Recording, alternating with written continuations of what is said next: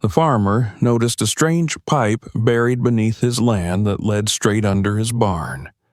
What he discovered at the end terrified him and changed his life forever. Subscribe to the channel and write in the comments which city or country you're watching this video from. The storm had ended without ceremony, as if winter itself had grown tired and simply withdrawn, leaving the land buried under the weight of what it had thrown down. The night before, the wind had howled across the farm like something alive, packing snow against walls and fences, grinding ice into every seeming corner. By morning, the world lay muted and colorless, the sky a dull metallic gray that pressed low over the fields. Sound carried poorly in such weather. Even the crows were silent. The farmer stepped outside not out of curiosity but necessity. Storms were never abstract events on a working farm. They bent roofs, split boards, buried gates, starved animals if paths were blocked too long. He pulled his coat tighter as he crossed the packed snow near the house, his boots crunching on a surface hardened by wind and cold. His breath rose in slow clouds, lingering longer than usual in the still air. The temperature had dropped sharply after the storm passed, locking everything in place. He moved first toward the barns, scanning instinctively for damage. The smaller shed leaned a little more than it had the day before, and its foundation uneven where frost had shifted the ground. One of the fence rails along the eastern paddock lay half buried, snapped clean through. These were expected losses. Winter always collected its share. He took note of what would need fixing once the thaw came, then continued on, following the narrow path he kept clear with his own footsteps between the house and the main barn. It was there, just beyond the usual churn of tracks and trampled snow, that he noticed something wrong. At first, it registered only as an absence, a break in the pattern his eyes had learned to read over years of working the same land. The snow across the field should have been uniform, shaped only by wind and drift, but instead there was a line cutting through it, stretching away toward the far fence. It was too straight, too deliberate. It did not meander or fan out like a meltwater channel. It did not curve with the terrain. It ran as if drawn by a steady hand, a pale scar across the white. He stopped walking.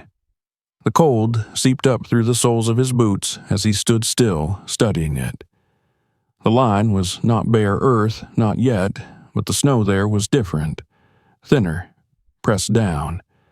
Its surface carried a faint sheen, as though it had softened and refrozen. On either side of it, the snow remained deep and powdery, untouched since the storm.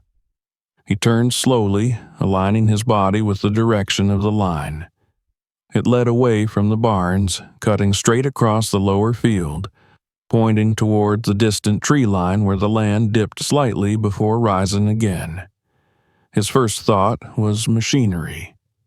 Some piece of equipment dragged unknowingly across the field before the storm, but there were no tracks, no ruts, no compression marks beyond the narrow width of the line itself.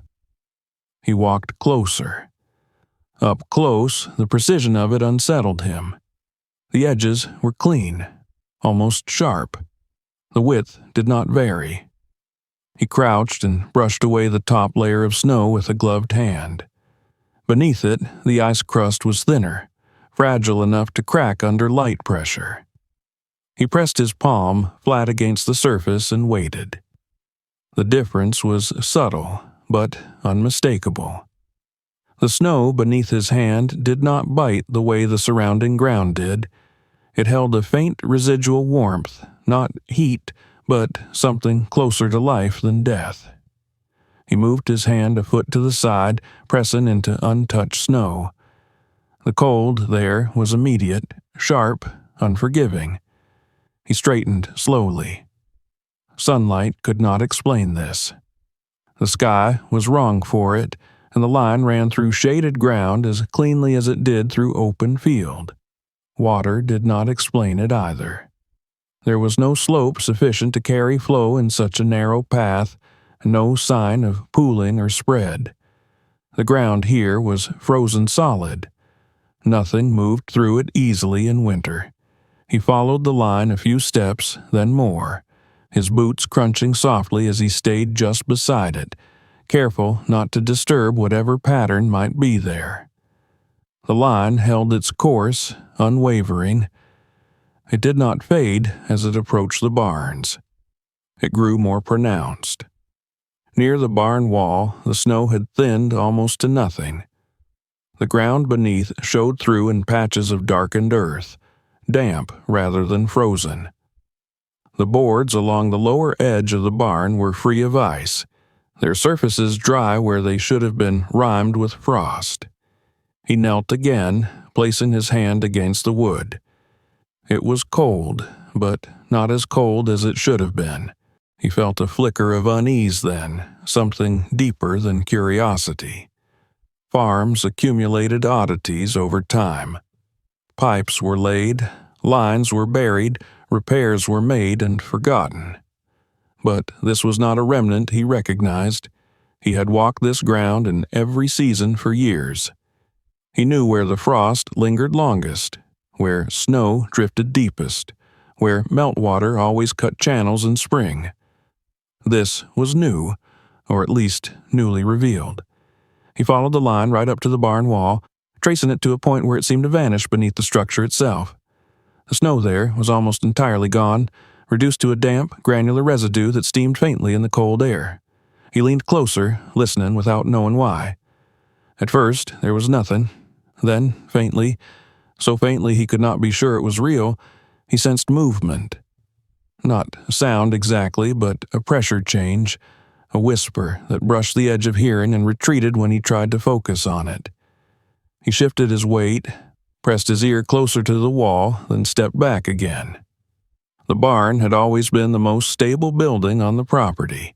Thick beams, heavy timbers.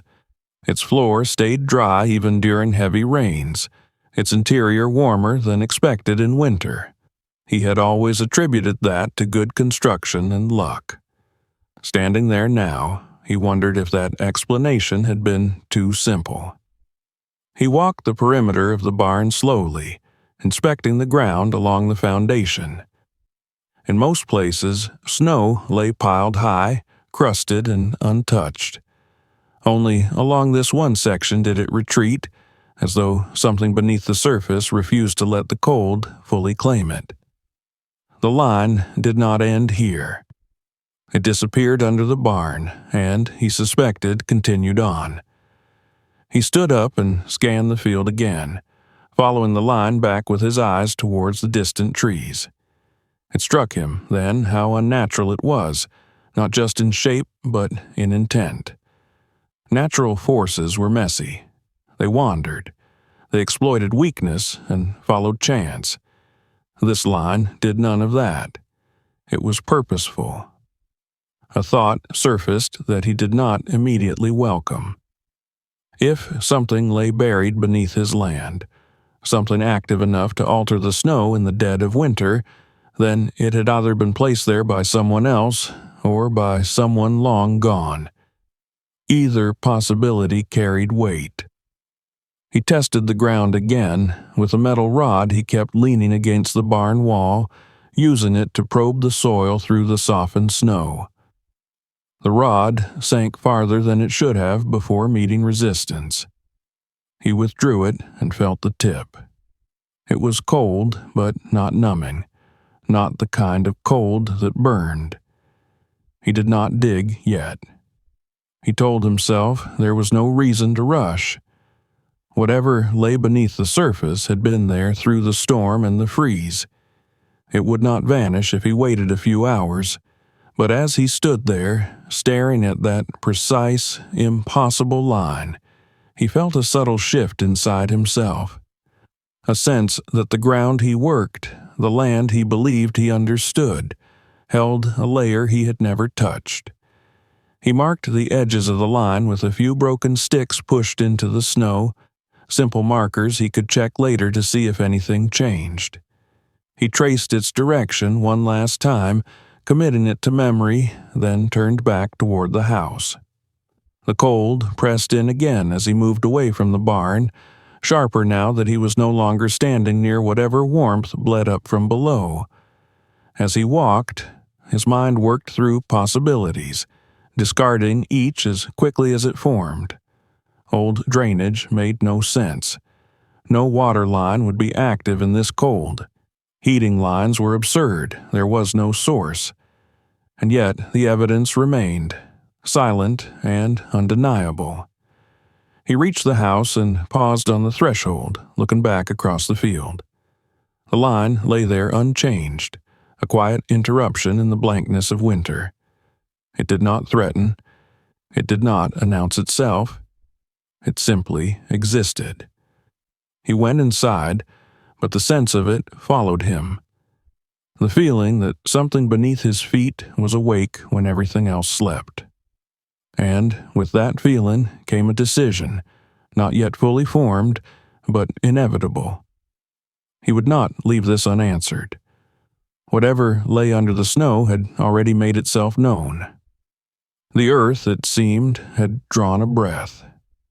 The line did not leave his thoughts overnight. Sleep came in shallow intervals, broken by the memory of that precise mark in the snow and the quiet warmth that should not have been there. By morning, the sky had cleared into a brittle blue, the kind that followed deep cold, and the temperature had dropped even further. The farm lay locked in stillness, every surface hardened, every sound sharpened by the air. He did not speak of what he had seen. Habit told him that unexplained things, once spoken aloud, took on a different weight. Instead, he dressed with intention, choosing thicker gloves, heavier boots, tools that could break frozen ground without shattering what lay beneath. He ate quickly, barely tasting the food, his attention already outside, following the invisible path beneath the snow. He returned to the barn and stood where the line vanished under the wall. The markers he had placed the day before remained undisturbed, their shadows thin and straight in the pale sunlight. Nothing had shifted overnight. The warmth was still there, subtle but present, resisting the cold in a way that no exposed earth should have been able to do. He chose a spot a few feet from the foundation, where digging would not undermine the structure itself. The first strike of the shovel rang out sharply, metal biting into crusted snow and ice. He worked slowly, clearing away layers rather than hacking down through them, careful to read the ground as it revealed itself. Beneath the snow lay frozen soil, dense and stubborn, the kind that resisted intrusion. He chipped at it, breaking it apart inch by inch, setting the chunks aside. The deeper he went, the more the resistance changed. The soil grew less brittle, the sound of the shovel duller, as if the earth itself were softer here. Then the blade struck something solid with a hollow ring that was unmistakably not stone. He stopped immediately. Kneeling, he brushed away loose dirt with gloved hands until a curve of metal emerged, dark against the brown earth. It was cylindrical, smooth beneath the grime, its surface cold but not bitingly so. He cleared more of it, exposing a length of pipe running straight and true, aligned perfectly with the line he had followed across the field. He sat back on his heels and stared at it. Pipes belonged to systems. Systems implied purpose. Someone had put this here, and not carelessly. The pipe was laid with care, bedded evenly, not simply dropped into a trench and forgotten. He tested it the only way he could. He tapped it with his knuckles, then listened, his ear close to the earth. The sound that returned was hollow, open, and faintly resonant. There was no slosh, no echo of liquid movement. Whatever ran through this pipe, it was not water. He searched along the exposed section until he found a joint, a place where two lengths met. The seal was old but intact, wrapped in a material that had hardened with age. He pressed his hand near it, then closer, until he felt it clearly. Air moved there. Slow, steady, unmistakable. It brushed against his skin with a muted warmth that sent a ripple of disbelief through him. He withdrew his hand and flexed his fingers, grounding himself in the cold. The air coming through that pipe was not hot. It was not even warm by ordinary standards, but compared to the killing cold above, it felt alive. It did not steal heat from his skin. It did not numb. It passed over him like breath. He found a scrap of twine in his pocket and held it near the joint. The fibers lifted and leaned in one direction, drawn gently toward the barn. The air was moving with intent, flowing inward, not escaping. The implication settled slowly and heavily. This was a supply line. He followed the pipe visually as far as he could see, then cleared more ground in short intervals, tracing its path. It ran straight toward the barn wall and disappeared beneath the foundation stones. He circled the building, looking for any sign of where it might emerge inside. He knew the barn well. Every loose board and warped plank, every place moisture gathered or animals sought shelter. Inside, the air felt as it always had, cold but less severe than outside. He stood still for a moment, letting his senses adjust. Then he began to notice details he had long accepted without question. One corner of the floor where frost never seemed to form, a patch of boards that stayed dry even during heavy thaw. A faint current near the base of the far wall that stirred dust when the doors were closed. He knelt and pressed his palm against the floor there. It was cold, but again not as cold as it should have been. He pried up one board carefully, working the nail loose without splitting the wood. Beneath it lay compacted earth, darker than the surrounding soil, and beneath that, the curved edge of metal. The pipe ran directly under the barn floor, feeding into the structure itself. He replaced the board and stood, his thoughts tightening. This was no abandoned remnant. The airflow he had felt outside did not dissipate here. It was being drawn through the barn, integrated into it in some way. Whether by design or accident, the building had become part of the system. He returned outside and followed the pipe in the opposite direction away from the barn. Digging was harder there, the ground less forgiving, but the line in the snow guided him unerringly. Every few yards he cleared a small window, confirming the pipe's presence, its depth, its condition. It ran well below the frost line, deeper than any shallow trench would have gone. Whoever had laid it understood the ground, understood winter. He found small stones packed carefully around it, creating a stable bed that would prevent shifting as the soil expanded and contracted. In one place, he uncovered a crude but effective drainage channel that allowed moisture to escape downward rather than pool around the pipe. These were not the choices of someone improvising. They were deliberate, informed decisions. As he worked, unease gave way to something sharper. Respect, perhaps, for the mind that had planned this, but also concern. Systems like this were built for reasons, and reasons had consequences. He paused often, listening, checking the air. It remained consistent, a steady draw toward the barn. No fluctuations, no signs of blockage. The system was functioning as it had been intended to function, despite its age.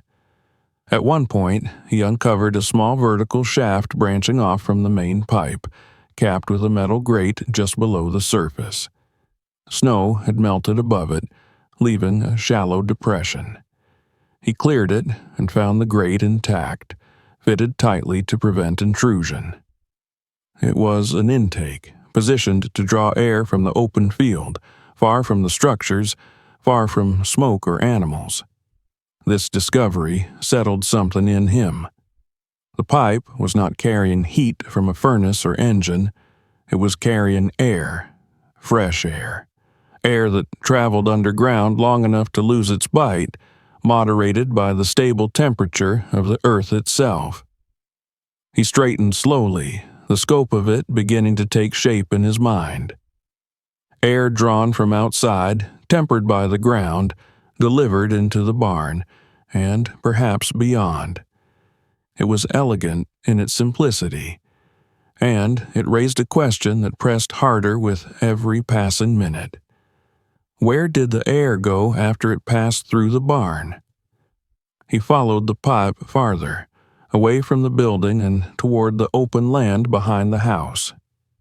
The snow thinned again as he approached the old orchard, the line growing clearer, more pronounced.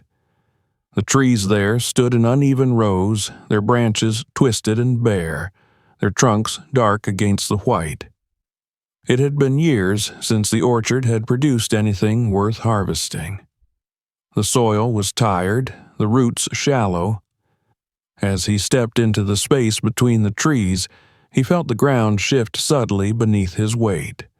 Not enough to break through, but enough to register. A hollow give, like earth stretched thin over something else. He stopped moving.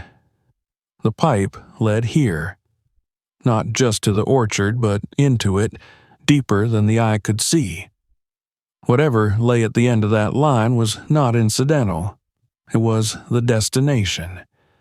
A memory surfaced then, unbidden, a name spoken once or twice in the past, always with a shrug. A woman who had lived nearby years ago, who worked the land differently, who had been said to experiment with soil and seeds in ways that did not make sense to most people. She had left or disappeared, depending on who told the story. The orchard had begun to fail not long after. He pushed the thought aside. Speculation would not help him now.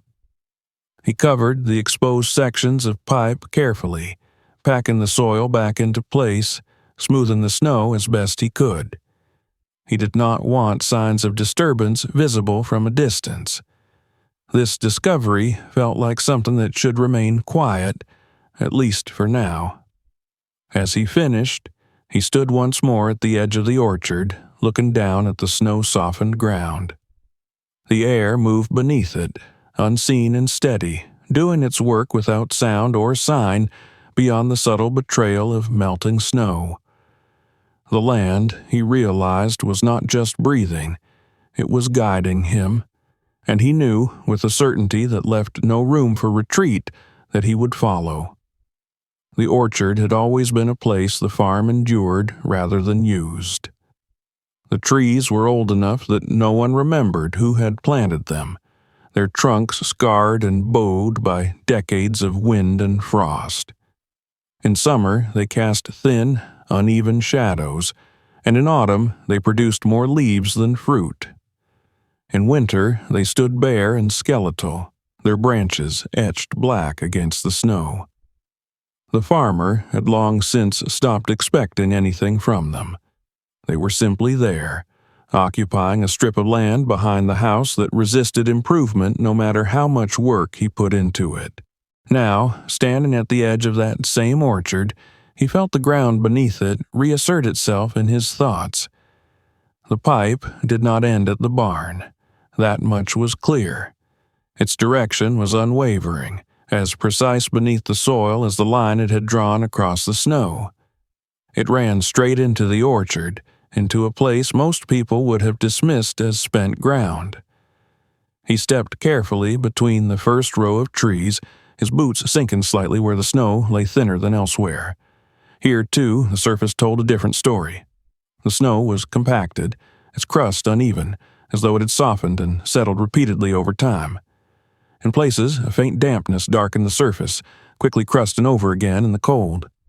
The orchard smelled different as well, a subtle shift he would not have noticed if he were not already alert. Beneath the clean sharpness of winter air lingered the faint, unmistakable scent of earth that had not fully frozen. He moved slowly, testing each step.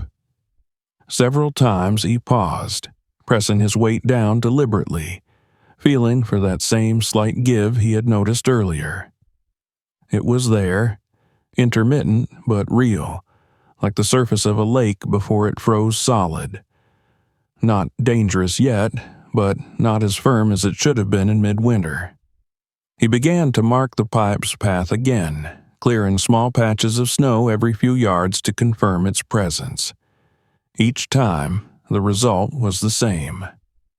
The metal lay deep, insulated by packed earth and stone, running true and level, but here in the orchard, something else accompanied it. The soil above was looser, less compacted, as though it had been disturbed at some point in the past and never fully regained its original density. The farmer's mind turned reluctantly at first toward memory. He had not owned the land forever. The deed had passed through other hands before his, and the history of those years was vague at best. Stories circulated, half remembered and rarely examined. A woman who had lived alone on the property for a time. Someone who worked the land differently. Someone who had not stayed. He had dismissed those stories before as the usual rural mythology that grew up around anyone who did not fit neatly into expectation. But now, following a hidden line beneath the ground, he could not ignore the possibility that the orchard was more than neglected soil. It might be a lid. He stopped near the center of the trees, where the snow dipped slightly into a shallow basin no wider than a few feet across. The depression was subtle enough to escape notice unless one was looking for it, but once seen it could not be unseen. The surface here was smoother, the snow thinner, and when he pressed down with his boot, the ground yielded just a fraction more than elsewhere. He crouched and brushed away the snow with his gloved hands. Beneath it lay compacted sod, darker and denser than the surrounding soil. He probed it with his metal rod. The resistance was firm, then abruptly different, as though the rod had struck wood or packed clay rather than raw earth. His breath fogged the air as he leaned closer. The faint movement of air he had sensed near the barn was present here as well, but stronger. It rose gently from the ground, carrying with it that same moderated temperature, neither warm nor cold, simply stable. He cleared more snow, widening the area carefully. As the surface emerged, the outline of something deliberate began to take shape. The sod was cut in straight edges, fitted together like pieces of a puzzle. This was no natural formation. Someone had laid this here intentionally, disguising it as ground. The realization sent a shiver through him that had nothing to do with the cold. He did not uncover it all at once. Instinct told him to proceed cautiously, to understand before exposing. He traced the perimeter first, following the edges of the sod, noting how it blended seamlessly into the surrounding earth. Roots from the orchard trees had grown over it, knitting it into place over time. Leaves had fallen, decomposed, and become part of the disguise. The land itself had been recruited into hiding whatever lay beneath. As he worked, fragments of the past pressed closer. He remembered conversations overheard years ago at the feed store, vague remarks about experiments that went nowhere, about money wasted on soil tests and strange growing methods. There had been talk of government interest, too, though no one had ever said exactly what kind. The woman's name surfaced then, uninvited, sharp and clear in his mind. He had never met her, but he had seen her once, long ago, from a distance. She had been kneeling in the orchard, her hands buried in the dirt, surrounded by notebooks and jars. At the time, it had seemed harmless, even admirable. Now, it felt like the first page of a story no one had wanted to finish. He uncovered a narrow seam along one edge of the sod and slid the tip of his rod into it.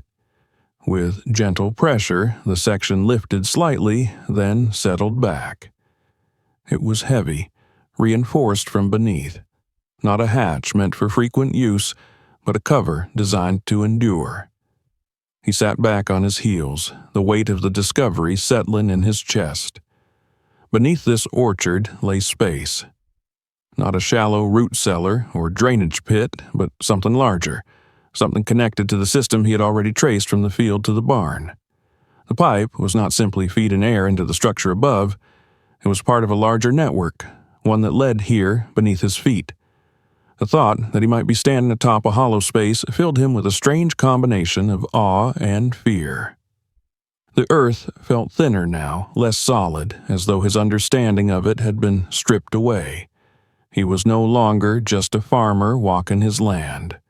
He was an intruder approaching a boundary someone else had gone to great lengths to conceal. He tested the air again, lowering his face close to the seam. The flow was gentle but steady, rising from below and moving toward the barn. Whatever lay beneath required ventilation, required it constantly. That knowledge sharpened his caution. Enclosed spaces needed air when people or living things occupied them, or when processes occurred that could not be allowed to stagnate. Either possibility implied intention and maintenance. Even if no one had been here in years, the system had been designed to endure. He gathered himself, standing slowly, scanning the orchard and the surrounding land. The farm lay quiet. No movement beyond the distant tree line. No sound but the faint creak of branches in the cold. He was alone with the ground and whatever secret it held. He considered leaving it untouched, at least for now, marking the spot and returning later with more preparation, but the pull was stronger than caution. He had followed the pipe this far. Turning back now would not restore ignorance. The knowledge was already lodged in him, demanding resolution. He prepared carefully. From the barn, he retrieved rope, a lantern, spare fuel, tools sturdy enough to pry without splintering what lay beneath. He checked the weather again, noting the clear sky and the promise of another bitter night. If he was going to look, it had to be now. Returning to the orchard, he cleared the remaining snow from the sod cover, exposing its full outline. It was larger than he had first thought, wide enough for a person to pass through. The edges were reinforced with timber, darkened by age but still solid. He worked the seam slowly, levering the cover upward inch by inch until it shifted with a muted groan. Cold air rushed in, displaced by the deeper, steadier air rising from below. The opening exhaled as though relieved. He held the lantern close and peered down. The light revealed a vertical shaft lined with stone and clay, its walls smooth and deliberate. The pipe ran alongside it, disappearing downward, continuing its quiet work. The shaft descended farther than he could see, its bottom lost in shadow.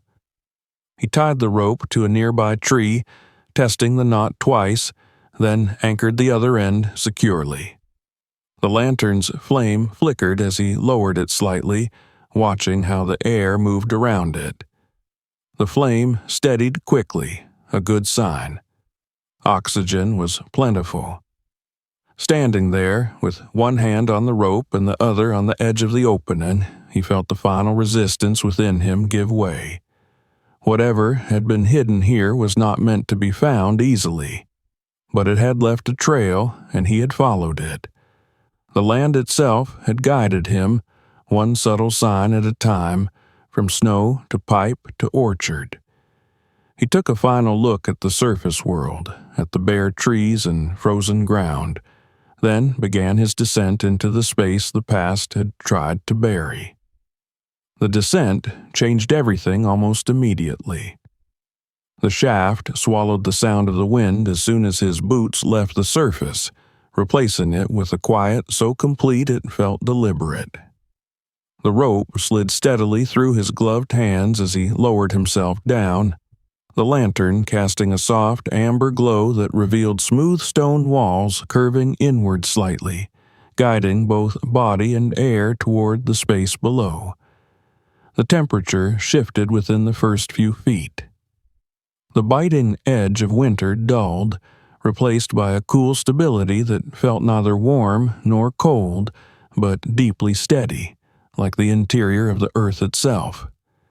As he went lower, the air grew denser, carrying a faint scent that stopped him for a moment. It was not mold or decay, not the sour dampness of a neglected cellar. It was soil. Living soil. The smell was unmistakable to anyone who had spent years working land by hand. It was the scent of turned earth, of roots and minerals and moisture held in balance. It had no place underground in winter, and yet it surrounded him. His boots touched solid ground far below the surface.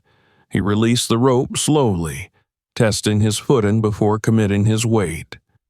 The floor beneath him was compacted and dry, layered with fine gravel that absorbed sound. He raised the lantern, and the space around him emerged from the shadows, not abruptly, but gradually, as though revealing itself on its own terms. The chamber extended far beyond what he had expected. This was not a cramped tunnel or survival shelter hastily dug into the ground. It was wide and tall enough for a person to stand comfortably, its ceiling arched and reinforced with stone and packed clay.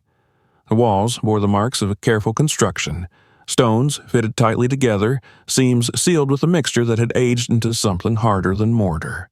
Everything about the place spoke of intention and patience. He took a few steps forward, his movements slow and deliberate, aware of how easily careless motion could disturb something fragile or irreplaceable. The lantern light traveled across the walls and caught on reflective surfaces embedded at angles, thin sheets of polished metal or mineral that redirected the glow deeper into the chamber. Light, he realized, had been planned here, guided and preserved. Then he saw the plants. They emerged from the darkness gradually, at first as shapes, then as color. Not the pale, desperate growth of something starved for sun, but rich greens and muted reds, thick stems and broad leaves arranged in orderly rows. The soil beneath them was dark and loose, alive with structure. Some plants bore small buds, others heavy leaves that glistened faintly with moisture. In the depths of winter, beneath frozen ground, life was thriving. He stopped completely, the lantern steady in his hand, and let the reality of it settle. This was not an experiment abandoned halfway. This was not the aftermath of a single growing season. The plants varied in size and stage, indicating cycles, planning, continuity. Someone had tended this place over time, refining it, learning its rhythms. As he moved closer, he noticed the organization. Beds were laid out with precise spacing, narrow paths between them compacted by repeated use. Wooden markers stood at the head of each row, their surfaces darkened with age, but their inscriptions still visible. Dates, symbols, names written in a careful hand. The markings were not decorative. They were records. The air moved constantly, gently, never still. He followed its flow with his senses, noticing how it entered from vents along one wall, traveled across the beds, then exited through channels near the ceiling. The pipe he had traced from the field fed into a larger system here, branching and distributing airflow evenly. This was ventilation, not merely circulation. It controlled humidity, temperature, freshness. It kept the space alive. He raised the lantern higher and saw the ceiling more clearly. Thick beams of timber reinforced the stone, their surfaces smooth from age rather than neglect. Between them, layers of earth and sod provided mass, holding warmth gathered from the ground. This was thermal design, not accident. The earth above did not merely hide the space, it sustained it. At the far end of the chamber, he saw shelves built into the wall, lined with jars, cloth-wrapped bundles, wooden boxes fitted together with care. He approached slowly, lifting the lantern to read the faded labels. Seeds, dried plant matter, samples preserved with meticulous attention.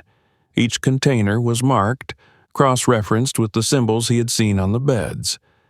This was not storage for survival alone. It was an archive. He moved deeper into the greenhouse, his awareness expanding with every step. Tools hung from pegs along one wall, cleaned and arranged by size and function. Some were clearly handmade, modified to suit specific tasks. Others bore the marks of factory manufacture, though aged and repaired. None were broken or abandoned. They had been put away properly, as if their owner intended to return. Near the center of the chamber stood a work table, its surface scarred with use. Not random scratches, but the kind left by years of careful work. Notebooks lay stacked at one end, their covers warped slightly but intact. He reached out, hesitated, then touched one gently. It was dry, protected. He opened it slowly. The pages were filled with dense handwriting, precise and consistent. Columns of data, observations, sketches of root systems and airflow patterns. Notes on soil composition, moisture levels, plant response to seasonal shifts. The writing was confident, not tentative. Whoever had filled these pages knew exactly what they were doing. He closed the notebook and exhaled, only then realizing how shallow his breathing had been. The scale of what he was seeing pressed in on him from all sides. This was not merely a hidden garden. It was a complete system, a closed loop of energy and life built beneath the ground, insulated from the violence of surface weather. It was sustainable in a way he had never imagined possible. He walked along the beds, careful not to disturb the soil. Some plants were familiar, hardy varieties adapted to cold climates. Others were unlike anything he recognized, their leaves thicker, their structure more compact, as though shaped by generations of selective pressure. These were not accidents. They were results. The deeper he went, the more he sensed the presence of the person who had built this place. Not as a ghost or a lingering spirit, but as intention embedded in every choice. The spacing of the beds, the direction of airflow, the way light was captured and redirected, even the placement of the entrance, hidden beneath an orchard that would draw no attention. This was the work of someone who understood both land and people, someone who knew what needed to be concealed. At the far end of the greenhouse, the space narrowed slightly into a secondary chamber. Here, the walls were lined with thicker stone, the floor raised by a low platform. He recognized the purpose instinctively. Thermal mass, a place where heat collected and lingered, radiating slowly back into the space. The temperature here was noticeably warmer, the air still moving but slower, gentler. He stood there for a long moment, lantern lowered, absorbing the implications. The pipe, the orchard, the barn, the airflow, all of it converged here. This underground greenhouse was not an isolated project. It was the heart of the system. A quiet unease crept in alongside his awe. Such a place could not exist without effort. It required planning, resources, time, and above all, secrecy. Someone had chosen to build this beneath the surface rather than claim land openly. Someone had gone to great lengths to ensure it would not be discovered by accident. He returned to the work table and opened another notebook. This one was different. Less data, more narrative. personal entries woven between technical observations, references to seasons passing above, to storms endured without consequence below, mentions of isolation, of caution, of watching the surface world from beneath it. He closed the book again without reading too far. Some things felt too intimate to consume all at once. He needed context before meaning. Standing in the center of the greenhouse, surrounded by living proof of ingenuity and persistence, he felt the first true shift inside himself. The discovery was no longer abstract. It was not just a question of what lay beneath his land. It was a question of inheritance, of responsibility. This place existed now in relation to him. Whether he wanted it or not, he had stepped into its orbit. He lifted the lantern and turned slowly, committing the space to memory. Every vent, every bed, every marker. He needed to understand it fully, not just as a marvel, but as a system that might yet demand something from him. As he moved back toward the shaft, the steady movement of air followed him, guiding him without sound. The earth breathed evenly, indifferent to his presence yet altered by his awareness. When he reached the base of the rope and looked up at the narrow circle of light above, he understood that whatever lay ahead would not remain buried forever. The greenhouse was alive. And now, so was its secret. He returned to the greenhouse the next morning with a different state of mind. The first descent had been driven by discovery and disbelief, by the need to confirm that what he had seen was real. Now he came with intention. He brought additional lantern oil, a second light source, paper and pencil, and a careful resolve to observe rather than react. The underground space no longer felt like a secret he had stumbled into by chance. It felt like a place that demanded to be understood on its own terms. The transition from the frozen surface to the stable underground air was just as striking as before, but less shocking now that he anticipated it. His body adjusted quickly, his breath slowing, his senses sharpening. The greenhouse greeted him with the same quiet order, the same steady circulation of air, the same improbable presence of life beneath winter-bound soil. Nothing had changed overnight, and yet everything felt different because he had changed. He moved first towards the shelves along the wall where the jars and boxes were arranged with such care. Yesterday, they had registered only as proof of scale and seriousness. Today, he examined them one by one. Each container bore a label, written in a small, precise hand. Some labels were faded, their ink softened by time, but all were legible. Names appeared again and again, sometimes, repeated across multiple containers with different dates appended. Other labels carried place names, elevations, soil types, weather notes. This was not hoarding. It was curation. He lifted one wooden box and set it gently on the work table.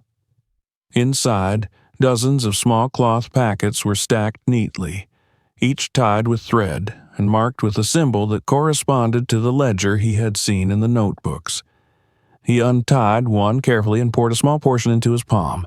The seeds were unfamiliar, slightly larger than most grains he knew, their surfaces matte rather than glossy. They felt dense, alive with stored potential. As he replaced the packet, he noticed the repetition of certain names. Not plant names, but people's names. Each appeared alongside dates and brief notes. Successful yield, poor adaptation, resistant to frost, improved structure. It dawned on him slowly that these were not casual acknowledgments. They were credits. Each name marked a contribution, a lineage of experimentation that extended beyond a single mind. He turned to the notebooks again, this time selecting one at random rather than the first that caught his eye. The handwriting inside was consistent with what he had seen before, but the tone differed. These pages were less technical, more reflective. The writer documented not only results, but reasoning. Why one approach had been abandoned, why another had been pursued despite setbacks. There was no doubt left in his mind now. The woman who had built this place was not hiding from the world because her work had failed. She had hidden it because it had succeeded. Page after page revealed a methodical pursuit of resilience. She wrote about soil as a living system, not a medium to be exploited, but a partner to be understood. She described airflow not simply as ventilation, but as a regulating force that shaped plant behavior.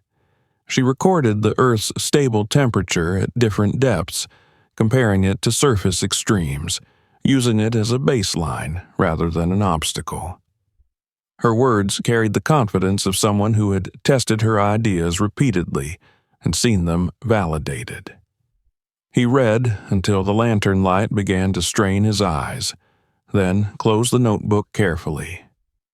His hands trembled slightly, not from cold, but from the weight of what he was holding.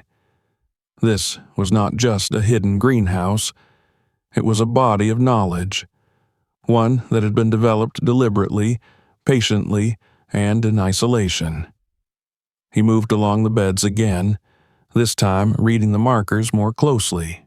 Each row carried a history. Dates spanned years. Some markers were replaced or updated, old ones left in place beneath new notes. It was clear that this space had evolved over time. Plants had been introduced, tested, refined, or discarded. The soil itself bore signs of careful amendment. Layers of organic matter built up slowly rather than dumped all at once. At one bed near the center, he stopped. The marker there bore a single name, written more prominently than the others. The same name appeared repeatedly in the notebooks, often in entries that expressed both progress and caution. He recognized it then as the name he had heard in passing years ago, the one attached to rumors and unfinished conversations. Seeing it here, anchored to something living and productive, gave it a gravity those stories had never conveyed. He traced the letters with his eyes, not touching them, as though contact might disturb something. This bed, more than any other, was thriving. The plants were robust, their leaves broad and dark, their stems thick. Whatever strain had been cultivated here had been refined carefully, protected from exposure, allowed to develop without interference. The realization that followed was slow but relentless. If this work had been brought to the surface, it would have drawn attention. Attention from institutions, from companies, from people who saw land and life only in terms of ownership and extraction. The decision to build underground had not been an eccentric choice. It had been a defensive one. He returned to the shelves and found a different category of containers. These were sealed more tightly, wrapped in layers of cloth and waxed paper. The labels were minimal, sometimes only a symbol and a date. He opened one cautiously. Inside were seeds unlike the others, darker, heavier, fewer in number. Alongside them lay a folded sheet of paper, thin and brittle but intact. The note was brief. It described a strain that had taken years to stabilize, one that demonstrated resistance not only to cold, but to poor soil and limited light. It was marked with warnings. Not about danger, but about exposure. The writer emphasized restraint, patience, gradual testing. She warned against sudden introduction, against drawing notice before the system could be protected. He folded the paper and replaced it carefully. The pattern was clear now. This was not just agricultural innovation, it was strategic. Every element of the greenhouse served a dual purpose: growth and concealment, productivity and protection. He sat at the work table and allowed himself a moment to think beyond observation. What did this mean for him? The farm above was struggling. Winters were harsher than they had been a generation ago. Soil quality declined despite effort. Markets were unpredictable, unforgiving. Here, beneath his feet, lay a solution that could change everything. Not just for him, but for anyone facing the same challenges. And yet, the notebooks told another story as well. They spoke of pressure, of inquiries framed as opportunities, of requests that quickly turned into demands. The writer described meetings that left her uneasy, correspondence that hinted at appropriation rather than collaboration. There were no explicit accusations, no names recorded in full, but the implication was unmistakable. She had chosen secrecy because openness had become unsafe. He closed the last notebook and leaned back, staring at the ceiling. The weight of responsibility pressed in on him from all sides. He had not sought this. He had not earned it. And yet, here it was, anchored to his land, now tied to his choices. He gathered one small box of seeds, selecting it deliberately. Not the most advanced strain, not the one marked with the strongest warnings, something intermediate, something that could be tested quietly without immediate consequence. He slipped it into his coat, feeling its presence like a question against his chest. Before leaving, he walked the length of the greenhouse one last time, committing the arrangement to memory. He extinguished one lantern to conserve fuel, leaving the space dimmer but still alive with reflected light. The air continued to move, steady and patient, as though it had all the time in the world. As he ascended the shaft and replaced the sod cover carefully, blending it back into the orchard floor, he felt the boundary between surface and underground shift within him. The farm above no longer felt complete on its own.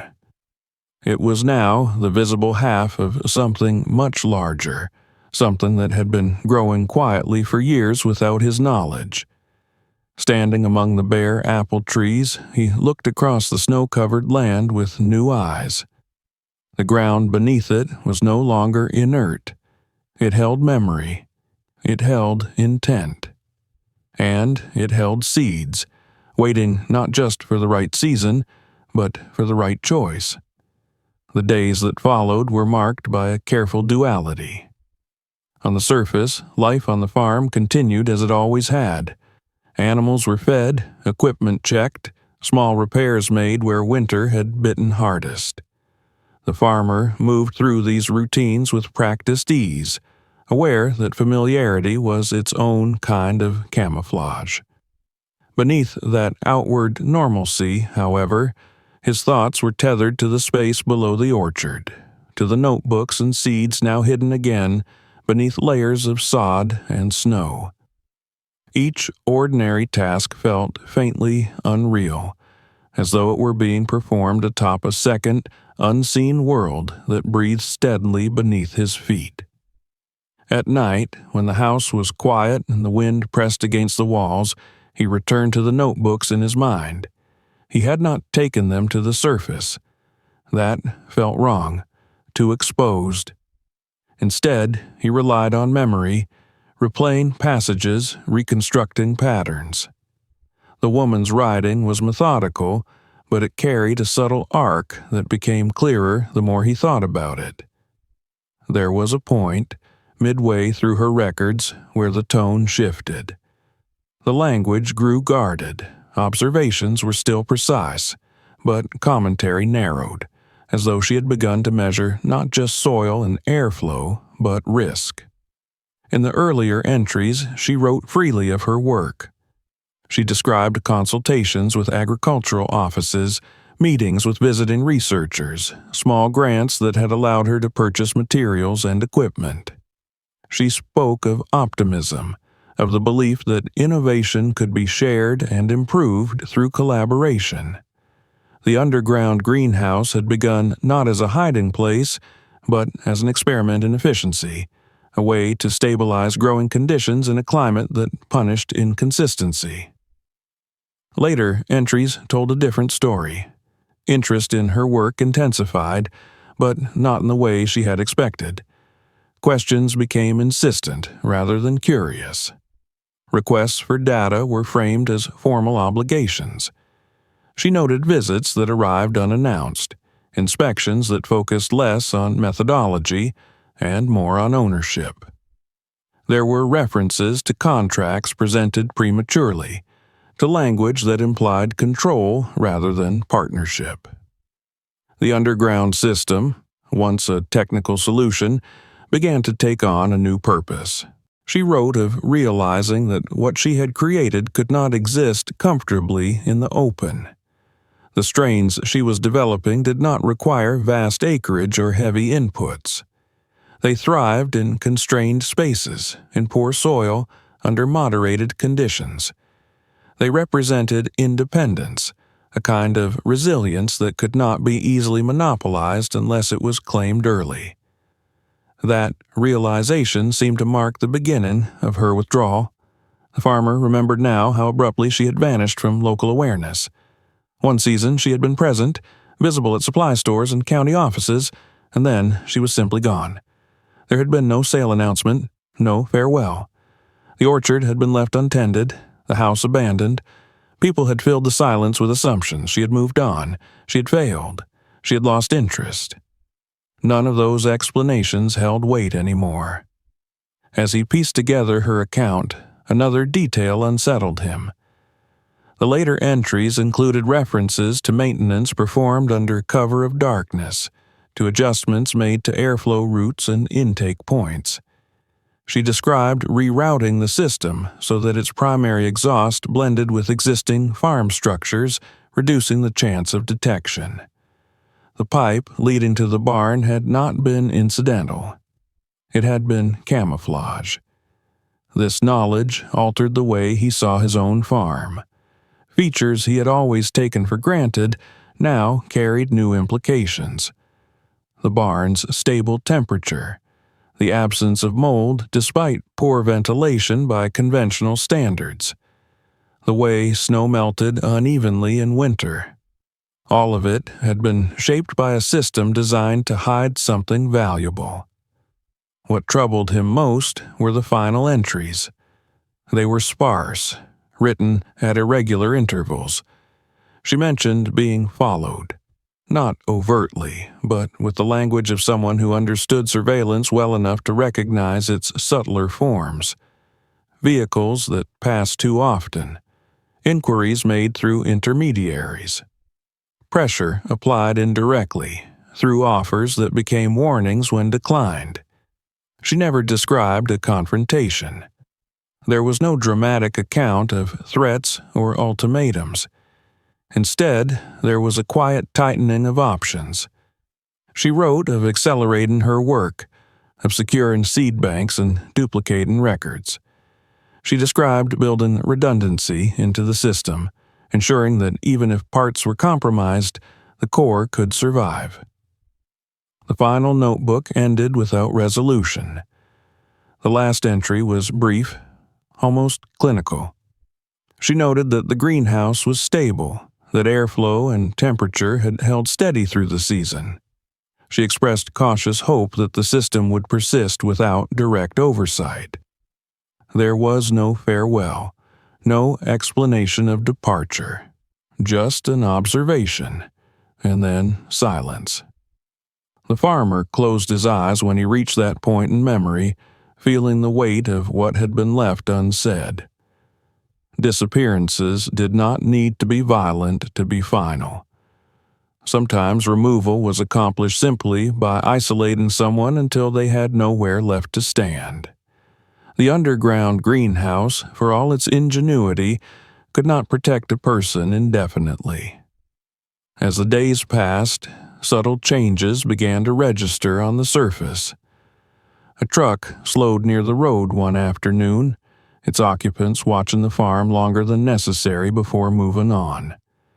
A stranger stopped at the gate, asking questions that were framed as casual curiosity, but carried an edge of assessment. None of these encounters were overtly threatening. That was what made them unsettling. They mirrored the patterns described in the notebooks too closely to be coincidence. He altered his routines in response, not dramatically, but enough to reclaim a sense of control. He varied the times he worked the orchard. He approached the barn from different paths. He paid closer attention to tracks in the snow, to tire marks on the road. At night, he listened more carefully to the sounds beyond the house, distinguishing wind from movement. Returning to the greenhouse became a calculated act rather than an impulse. Each descent was planned, each visit purposeful. He began to notice details he had missed before. Small repairs that had been made recently, perhaps years after the system was built. A replaced hinge, a patched seam in the ventilation channel. Someone had maintained this place beyond its creator, or at least attempted to. That realization deepened his unease.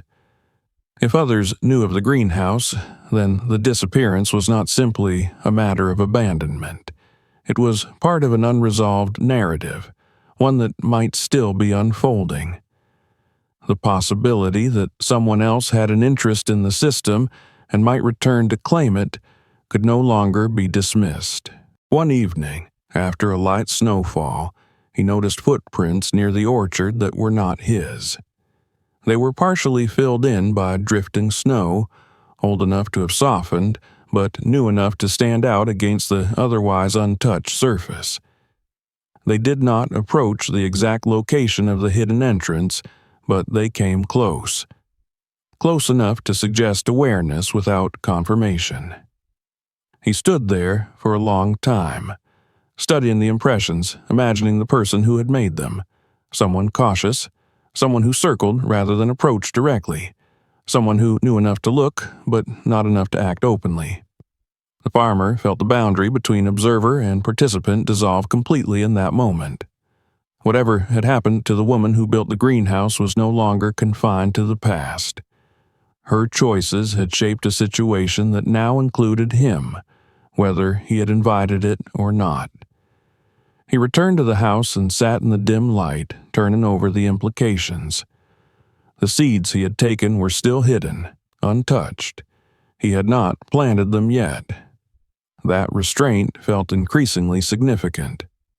Once he did, he would be leaving traces of his own, adding himself to the system's history in a way that could not be undone.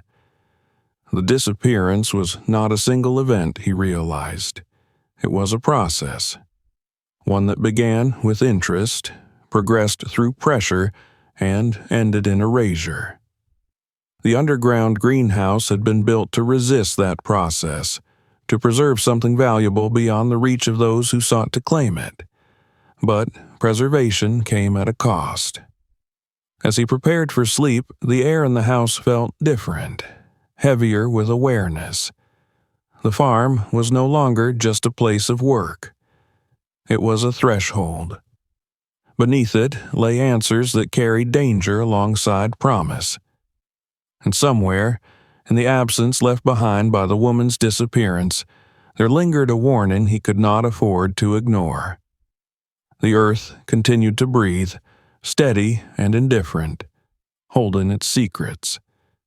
The question was no longer whether the farmer would become part of them. It was how long he could remain unseen. The knowledge changed the shape of his days. It did not announce itself loudly or demand immediate action, but it pressed steadily against every decision, every hesitation. The disappearance described in the notebooks was no longer an abstract warning from the past. It had become a living framework through which he interpreted the present. The slowed truck on the road, the careful questions at the gate, the footprints near the orchard were no longer isolated moments.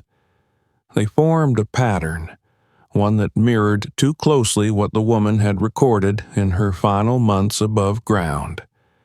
He understood now that secrecy was not a switch that could be flipped on or off. It was a discipline, one that required consistency, restraint, and an acceptance of limits.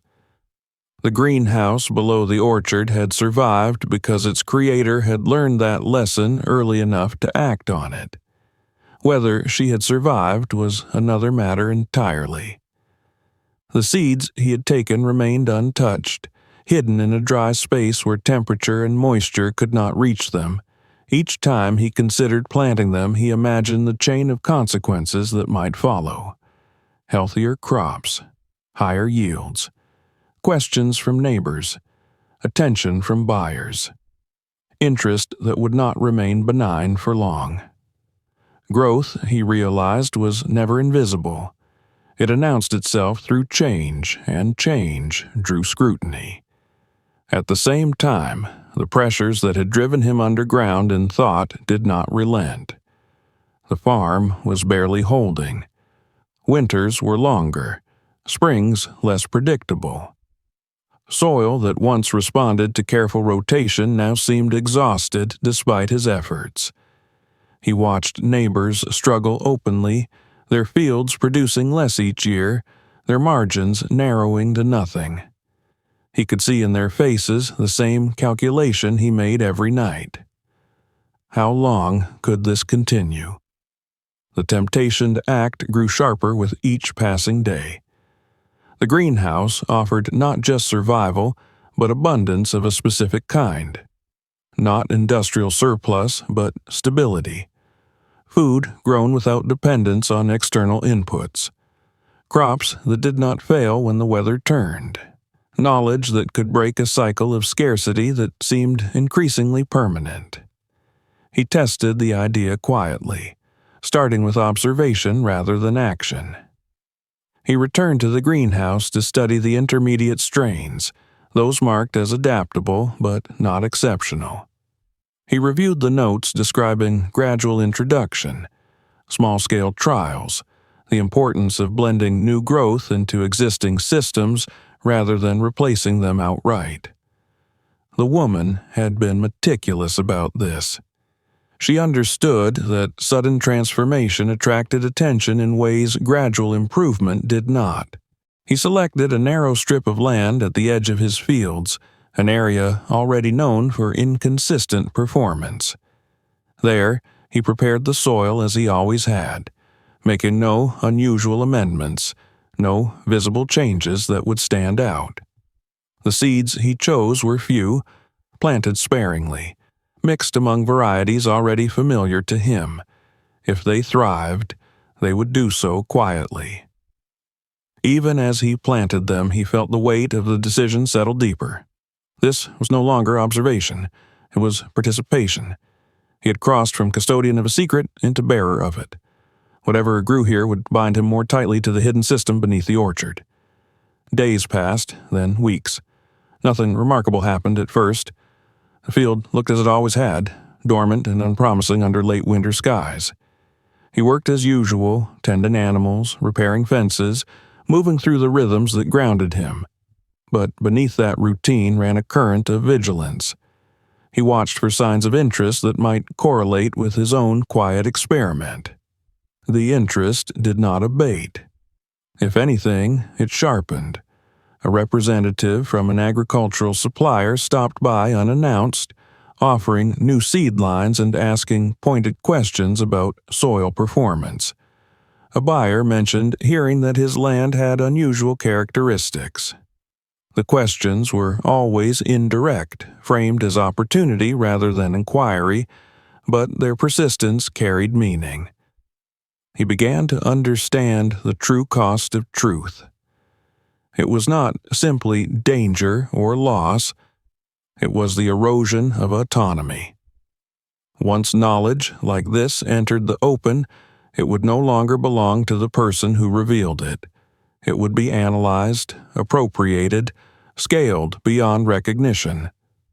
The careful balance the woman had achieved underground would be dismantled in the name of efficiency. One evening, after returning from the orchard later than planned, he found a note tucked into the gatepost. It was unsigned, brief, and written in neutral language, an offer to discuss the future of the land, an expression of interest in what lay beneath the surface, phrased ambiguously enough to deny intent if challenged. The message was clear without being explicit. Someone knew, or suspected enough to probe. He burned the note that night, watching the paper curl and blacken in the stove. The act brought no relief. It only confirmed what he had already sensed. The window for remaining unnoticed was narrowing. He returned to the greenhouse with a different purpose then, not to study, but to inventory. He examined the hidden caches more thoroughly, locating compartments he had previously overlooked. Behind a false panel in the stone wall, he found a sealed container holding duplicates of the notebooks written in a different hand, a copy meant for survival, not use. Alongside it lay folded schematics detailing airflow routes, intake points, redundancies built into the system. At the bottom of the container, wrapped in oilcloth, he found documents of a different nature. Correspondence, contracts unsigned, letters requesting transfer of research under terms that stripped the creator of control.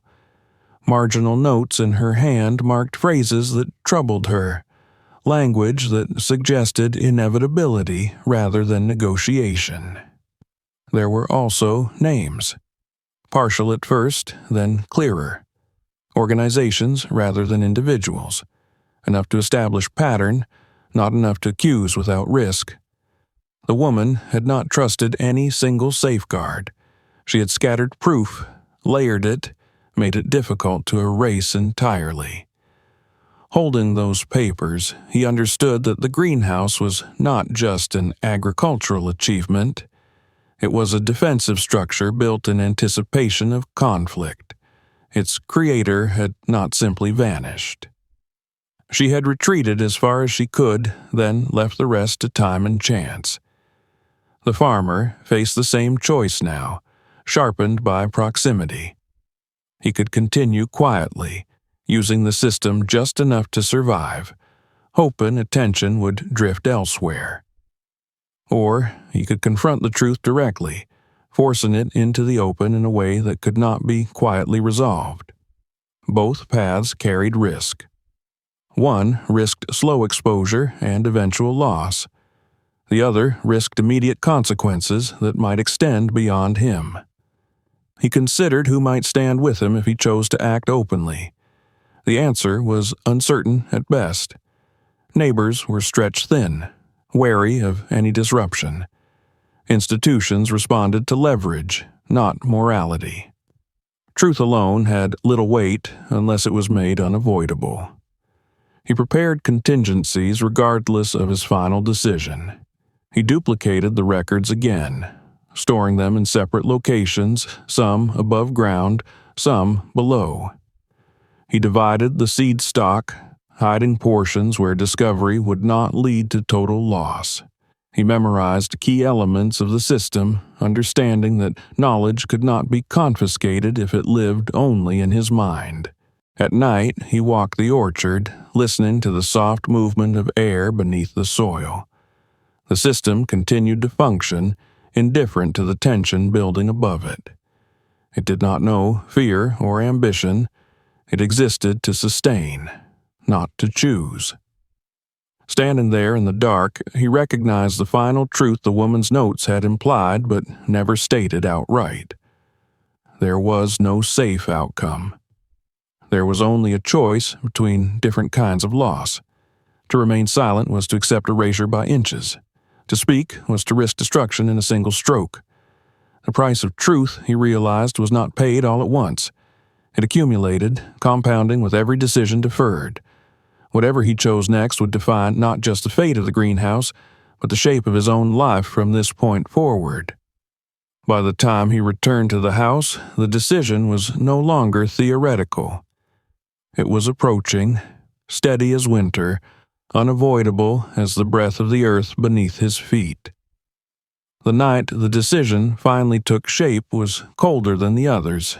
the kind of cold that pressed against the house with quiet insistence, testing every seam and joint. The sky was clear, stars sharp and distant, and the snow reflected their light faintly, turning the land into a pale, watchful expanse. The farm lay still, yet the farmer felt anything but. The sense that something was moving beneath the surface, not just in the ground but in the structure of his life, had become impossible to ignore. He stepped outside long after darkness had settled fully, pulling his coat tight as he crossed the yard toward the orchard. Each step felt deliberate, as though the ground itself were counting them. The apple trees stood in rigid lines, their branches etched against the sky like black veins. Snow crunched softly underfoot, the sound magnified by the silence. He stopped at the edge of the hidden entrance and stood there for a long moment, listening. The air beneath the soil moved steadily, just as it always had. It did not rush or hesitate. It did not care that attention above had sharpened or that choices weighed heavier now than ever before. It moved because it was designed to move, because balance required it. In that constancy, he found an unexpected clarity. He knelt and brushed snow from the ground, not to open the entrance, but to feel the earth itself. The surface was cold, unyielding, but beneath it lay warmth that did not announce itself. The greenhouse did not challenge winter. It ignored it. It existed on its own terms, sustained by patience rather than force. That was when he understood what the woman who built it had known all along. Survival did not require confrontation. It required endurance. The world above changed with noise and pressure, but the world below persisted quietly, adapting without drawing attention. The true strength of the system was not what it could produce, but how invisibly it could do so. He stood again and scanned the orchard, then the wider farm beyond it. The fields were bare now, their future uncertain. He thought of the neighbors struggling openly, of the questions that had already begun to circle, of the documents hidden underground that could upend lives if brought into the light. He thought, too, of the seeds in his possession, and the first tentative shoots that would soon emerge in the test plot he had planted. He could still choose to expose everything. The evidence was there. The proof of pressure, of attempted control, of a disappearance that had never been properly accounted for. If he pushed it into the open, he might force reckoning. He might also destroy the very thing he sought to protect.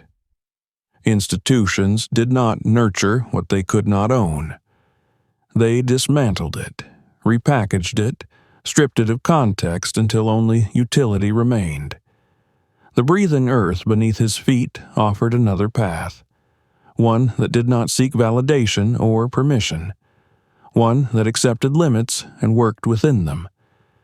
The woman had not built the greenhouse to change the world overnight. She had built it to ensure that something true could survive long enough to matter. By the time he turned back toward the house, the decision had settled into him with a calm he had not felt in months. He would not reveal the system. Not now, perhaps not ever. Instead, he would become what the greenhouse required, a caretaker rather than a herald. A steward of knowledge that moved quietly from one season to the next, embedded in practice rather than proclamation. The days that followed reflected that choice. He tended the experimental plot with care, never more than necessary, never in ways that would draw attention.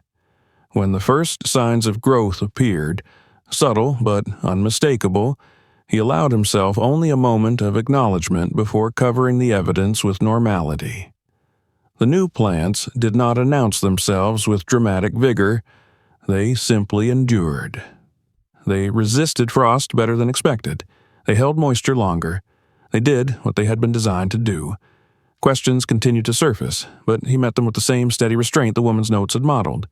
He spoke of weather patterns, of incremental improvements, of luck and timing. Nothing he said was false. It was simply incomplete. Over time, the interest dulled. Attention drifted elsewhere, toward louder changes and easier targets. He continued to visit the greenhouse, though less frequently now, always at irregular intervals. Each visit reaffirmed the system's stability. The airflow remained balanced. The beds thrived. The notebooks rested where they had been left, their contents unchanged but no less vital. He added to them sparingly, recording his own observations in a different hand, careful to preserve the original structure. He did not erase the woman's presence. He extended it. One evening, while adjusting a vent near the ceiling, he noticed the subtle gradient of warmth across the stone walls, the way heat collected and released itself gradually.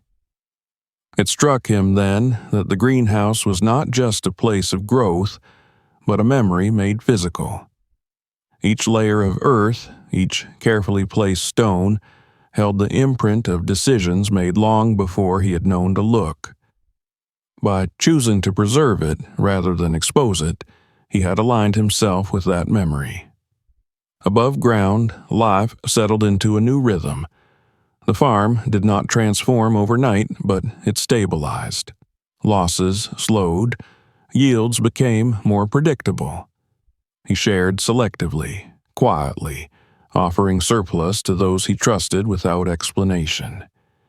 In this way, the greenhouse's influence spread without a name, without a center that could be targeted or claimed. The footprints near the orchard ceased to appear. The slowed trucks stopped slowing. Interest dissolved into the background noise of rural life, replaced by other concerns, other rumors. Whatever attention had brushed the edges of the secret moved on, finding no purchase. Years later, standing once again among the apple trees, he reflected on how close everything had come to unraveling. The orchard still looked neglected to anyone passing by. The barn remained unremarkable. The land bore no obvious sign of what lay beneath it. That invisibility was its greatest strength. He placed his hand on the ground and felt the faint warmth rising, steady and patient. The earth continued to breathe, as it always had, indifferent to human urgency. Beneath the snow, beneath the roots, beneath the weight of history, life persisted not because it was announced, but because it was protected. The secret remained, not as a burden, but as a responsibility. One carried quietly, season after season, by someone who had learned that the most enduring truths were not the ones shouted into the world, but the ones kept alive beneath it. If this story kept you watching until the end, make sure you subscribe so you don't miss what comes next. More hidden truths, forgotten places, and stories like this are already waiting for you. Watch the next video, explore others on the channel, and share this story with someone who loves real mysteries buried beneath the surface.